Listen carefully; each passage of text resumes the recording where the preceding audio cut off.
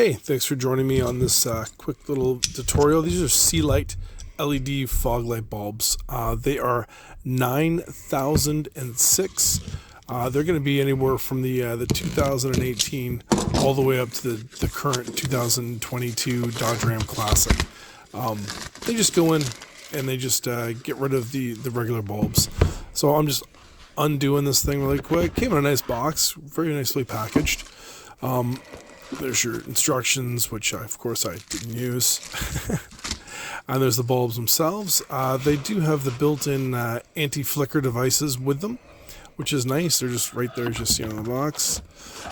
They're pretty great. I've had no problems with them whatsoever, but here we are. Here's the regular one. Here's the bulb I pulled out, just to show you the difference. And here we are, we're just pulling out the new bulbs, the new LED version of the 9006.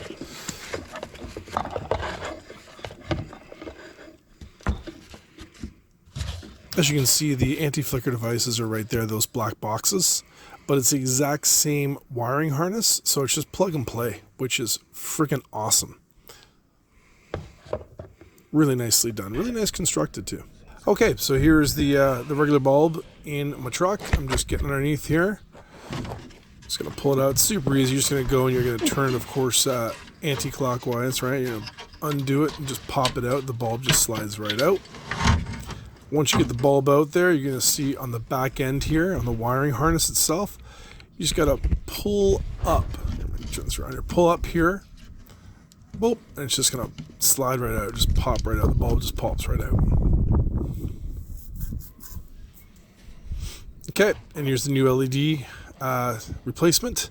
Again, same wiring harness, so all you're going to do is you're going to grab the wiring harness off the truck, and you're just going to plug in your new one here off your LED, the Sealight LED. Just clicks in.